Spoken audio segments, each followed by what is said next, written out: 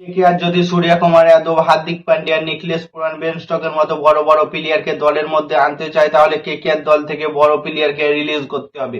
KKR দলেরও যেগুলো বড় বড় প্লেয়ার এবং মোটা পাসের প্লেয়ার আছে সেগুলোকে রিলিজ করতে হবে, তবেই কেকেআর এর পার্শ্বে অনেকটা ক্যাশ আসবে। নাহলে কেকেআর কিভাবে কিনবে হার্দিক পান্ডিয়াকে, কিভাবে কিনবে সূর্যকুমার যাদবকে, বেন স্টোকসকে? কেকেআর যদি ধরো ক্যাশ ডিলের পরিবর্তনে হার্দিক পান্ডিয়া অথবা সূর্যকুমার যাদবকে দলের মধ্যে আনতে চায়, তাহলে কেকেআর দলে একটা মোটা পার্শ্বের দরকার, কারণ সূর্যকুমার যাদব, হার্দিক পান্ডিয়া, বেন স্টোক, নিকলেশ পুরান এরা প্রায় 20-25 কোটি টাকার উপরে সব সময়তে যাবে। হার্দিক পান্ডিয়া যদি অকশনে আসে দেখবে 30 থেকে 35 কোটি টাকাও যেতে পারে হার্দিক পান্ডিয়া, কারণ হার্দিক পান্ডিয়ার মধ্যে এরকম ক্যাপাসিটি আছে এবং প্রত্যেকটা টিম হার্দিক পান্ডিয়াকে নেওয়ার জন্য আগ্রহ দেখাবে এবং প্রত্যেকটা দলের কাছ থেকে বিড করে হার্দিক পান্ডিয়াকে আনতে গেলে প্রায় 30-40 কোটি টাকার দরকার হবে। সেখান থেকে কলকাতা নাইট রাইডার্সকে বড় বড় মাপের প্লেয়ারকে রিলিজ করতে হবে। বড় বড় পার্সেস, বড় বড় ক্যাশের প্লেয়ারকে রিলিজ করার মধ্যে কেকেআর এর অনেকগুলো প্লেয়ার আছে যারা মোটা পার্স নিয়ে আছে, মোটা টাকা নিয়ে আছে, যেমন ক্যামেরন গ্রিন আছে 25 কোটি টাকা নিয়ে, মাথিসা পাথিরানা আছে 8 কোটি টাকা নিয়ে এবং মুস্তাফিজুরের রিপ্লেসমেন্ট আছে মুজারবানি, সে আছে প্রায় 9.5 কোটি টাকা নিয়ে। এই তিনটে প্লেয়ারকে যদি কলকাতা নাইট রাইডার্স ছেড়ে দিতে পারে, কোনো মূল্যে ছেড়ে দিতে পারে, তাহলে কলকাতা নাইট রাইডার্সের কাছে অনেক টাকা চলে আসবে। কলকাতা নাইট রাইডার্সের পার্টসে প্রায় 50 কোটি টাকার উপরে চলে আসবে, কারণ এই তিনটে প্লেয়ার এইরকম ভাবে পার্টস নিয়ে বসে আছে 25 কোটি, 18 কোটি এবং 9 কোটি। 25 কোটি, 18 কোটি এবং 9 কোটি, 52 কোটি টাকা, তিনজন মিলে প্রায় 52 কোটি টাকার উপরে নিয়ে বসে আছে।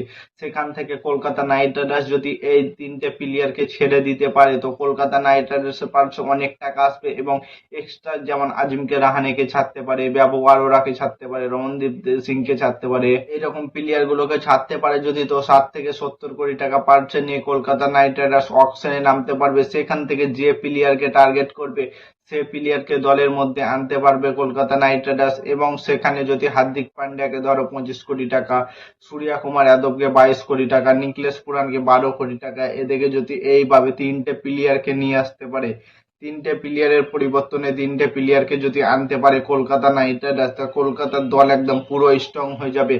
হার্দিক পান্ডিয়া, সূর্যকুমার যাদব এবং নিকলেশ পুরান এই তিনটে প্লেয়ার মিলে কত দুর্ধর্ষ যদি মিডিল অর্ডারটা সামলাবে। এবং হার্দিক পান্ডিয়ার কাছে অনেক ক্যাপাসিটি আছে, সে পেস বল করতে পারে, খুব সুন্দর মিডিল অর্ডারে ফিনিশার টাচটা দিতে পারবে। এবং সূর্যকুমার যাদব কত সুন্দর মিডিল অর্ডারে খেলতে পারে এবং 6 হিটার ম্যাচিং তো নিকলেশ পুরানকে বলা হয়, সেদিক থেকে নিকলেশ পুরান অনেকটা কাজ করে দিতে পারবে কলকাতা। সব দিক থেকে ধরা যায় যদি তিনটে প্লেয়ার, চারটে প্লেয়ারকে ছেড়ে দিয়ে কলকাতা নাইট রাইডার্স দলে অনেক কিছু চেঞ্জ করতে পারে।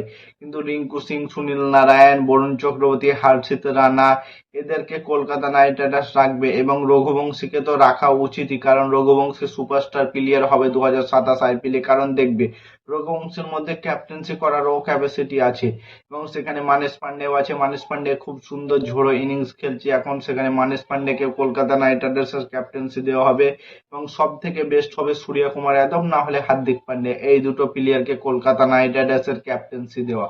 কলকাতা নাইট রাইডার্স যদি এই দুটো প্লেয়ারকে ক্যাপ্টেন্সি দিতে পারে তো কলকাতা ক্যাপ্টেন্সির দিক থেকে অনেকটা আসবে এবং কলকাতার পুরো প্লেইং ইলেভেনটাই চেঞ্জ হয়ে যাবে। তিনটে প্লেয়ার যদি আসে তো একবার পুরো প্লেইং ইলেভেন চেঞ্জ হয়ে যাবে, কারণ ফিনারেনের সাথে টিম সাইফার্ট ওপেনিং 3 নম্বরে থাকবে রঘুবংশী, 4 নম্বরে নিকলেশ পুরান, 5 নম্বরে সূর্যকুমার যাদব, 6 নম্বরে রিঙ্কু সিং, 7 নম্বরে হার্দিক পান্ডিয়া, 8 নম্বরে অনুকূল, 9 নম্বরে সুনীল নারায়ণ এবং 10 নম্বরে হর্ষিত রানা এবং 11 নম্বরে থাকবে বরুণ চক্রবর্তী এবং ইম্প্যাক্ট প্লেয়ার হিসাবে থাকবে কার্তিক তোগি। মানে ভাবো কলকাতা নাইট রাইডার্স প্রায় 10 জন মতো ব্যাটিং থাকবে। হর্ষিত রানা কত সুন্দর ব্যাটিং করছে, হার্দিক পান্ডিয়াও ব্যাটিং করতে পারবে, অনুকূল রয়, সুনীল নারায়ণ সবাই ব্যাটিং করতে পারবে এবং নিকলেশ পুরান এবং সূর্যকুমার যাদব এরা দুজন মিলে মিডিল অর্ডারটাকে কত সুন্দরভাবে সামলাতে পারবে। তোমরা তো সবাই জানো কলকাতার কাছে বোলিং এর কোনো কমজোর নেই। হর্ষিত রানা থাকবে, কার্তিক তোগি, বরুণ চক্রবর্তী, সুনীল নারায়ণ, অনুকূল রয় এবং হার্দিক পান্ডিয়া থাকবে। হার্দিক পান্ডিয়া, হর্ষিত রানা এবং কার্তিক তোগি এই তিনটে প্লেয়ার মিলে পেস বোলিং লাইন আপটাকে অ্যাটাকটাকে সামলাবে এবং স্পিনার দিক থেকে অনুকূল রয়, সুনীল নারায়ণ এবং বরুণ চক্রবর্তী এই তিনটে প্লেয়ার মিলে কলকাতা নাইট রাইডার্সকে আটকাবে। কলকাতা নাইট রাইডার্স দলে যদি অনেক কিছু চেঞ্জেস করলে হবে না, এই তিনটে প্লেয়ারকে দলের মধ্যে যদি আনতে পারে কলকাতা 2027 আইপিএল এর চ্যাম্পিয়ন হবে। কারণ ফিনালেন এবং টিম সাইফার্ট কত দুর্দান্ত সময় যে খেলে তোমরা তো সবাই জানো। সেখানে রঘুবংশী কেমন অ্যাঙ্কারের ইনিংসটা খেলতে পারবে সবাই যেন কত। সে 2026 IPL প্রায় 5টা 50+ রান স্কোর করেছে এবং নিকলেশ পুরান 6 সিটার ম্যাচিং এবং সূর্যকুমার যাদব 360 কত সুন্দরভাবে খেলতে পারে এবং হার্দিক পান্ডিয়া, রিঙ্কু সিং এবং অনুকূল রায় এই 3টে প্লেয়ার মিলে ফিনিশিং টাচটা খুব সুন্দর দেবে এবং হর্ষিত রানা এবং সুনীল নারায়ণ কত সুন্দর প্লেয়ার, তোমরা তো সবাই জানো এখন ব্যাট হাতে কত সুন্দর খেলছে। তারা যদি 10 বলে 25 রানও দরকার হয় সুনীল নারায়ণ এবং হর্ষিত রানা মিলে সেটাও করে দিতে পারে। কলকাতার জন্য বেস্ট হবে এই প্লেইং 11টা। তোমাদের মতামত কি কমেন্ট করে জানাও এবং কেকেআর এর নতুন আপডেট পেতে চ্যানেলটাকে সাবস্ক্রাইব এবং ফলো করতে ভুলো না। ততক্ষণের জন্য টাটা, বাই বাই, জয়।